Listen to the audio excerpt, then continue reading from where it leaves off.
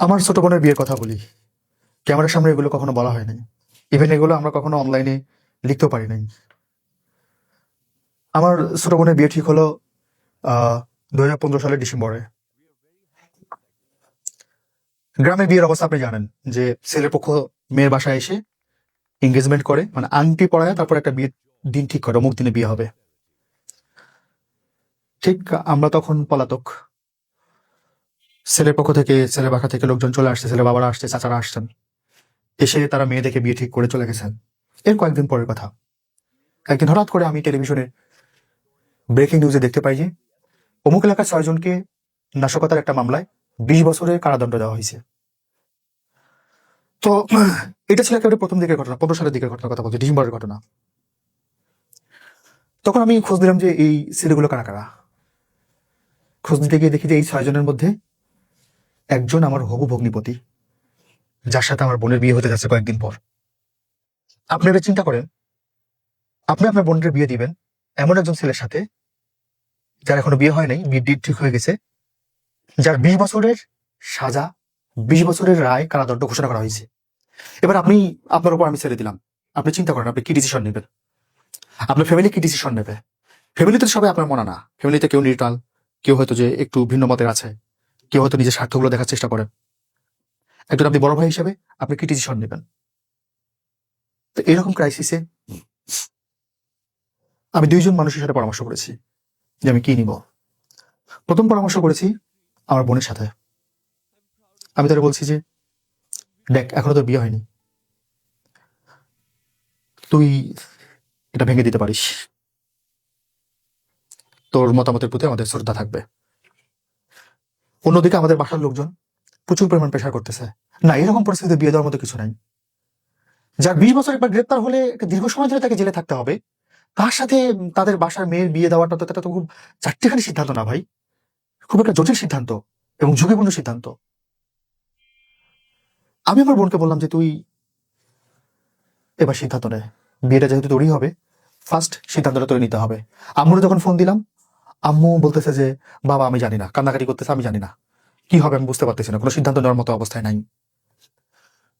তো আমার ছোট বোন, আল্লাহ তার প্রতি রহম করুন, খুবই হিম্মতালী একটা মেয়ে, সে বলছে আমি এসব পড়া করি না, এই বিয়েতে আমার পক্ষ থেকে আপত্তি নাই। আমি জাস্ট, মানে এটা সে সবার অবস্থা, সে এতটুকু একটা মেয়ে এই সিদ্ধান্ত নিয়ে ফেলেছে, তার পক্ষ থেকে কোনো আপত্তি নেই। আমি যখন আরেকজন ভাইয়ের সাথে কথা বললাম, উনি আমার হচ্ছেন মাহমুদ ভাই, আপনার নামে কি মামলা আছে? বলছে কি বলছেন ভাই, কেন বলেন আছে কিনা।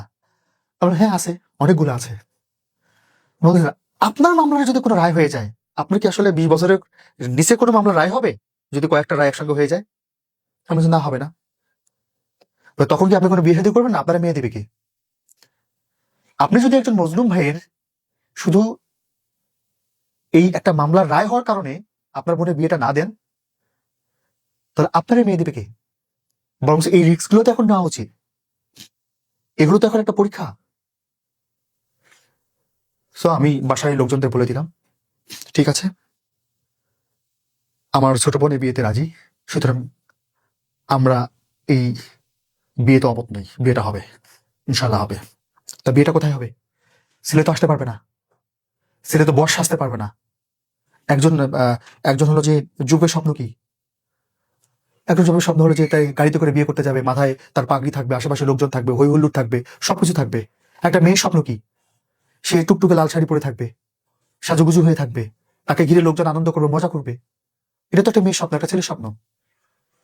শুধুমাত্র এই ফ্যাসিস্টদের এই নিপীড়নমূলক একটা মামলার কারণে আমার বোনটার আমার বাসা থেকে অনেক দূরে আমার নানার বাসায় গিয়ে গোপনে ছেলেরে চুপ করে নিয়ে এসে শুধু জাস্ট বিয়েটা করায়, আবার তার ওখান থেকে সরায় দেওয়া হয়। আমি আপনারা বলছি এগুলো মনে হবে যে এগুলো প্যালেস্টাইনের কাহিনী, আপনার মনে হবে যে এগুলো হয়তো কাশ্মীরের কাহিনী। না ভাই, এগুলো কাশ্মীরের কাহিনী না, এগুলো বাংলাদেশের কাহিনী, এগুলো আমাদের জীবনে ঘটে যাওয়া দৈনন্দিন জীবনের কাহিনী। এইরকম একটা ফ্যাসিস্ট দেশ থেকে আমরা মুক্তি পাইছি, আল্লাহ শুক্রিয়া। মজার ব্যাপার হলো যে আমার ভগ্নিপতি তার বাসায় যেতে পারে না, আর আমি আমার বাসায় যেতে পারি না। আমরা যখন ফোনে যখন কথা বলি তখন এই বিষয়গুলো আমাদের এই কষ্ট হচ্ছে এগুলো জিনিস আমরা কখনো সামনে আনি না, আমরা বরঞ্চ এগুলোকে এনজয় নেওয়ার চেষ্টা করি। আমি বলি যে আপনি আপনার বাসায় যেতে পারেন না, আমি আমার বাসায় যেতে পারি না, ব্যাপারটা অনেক মজার।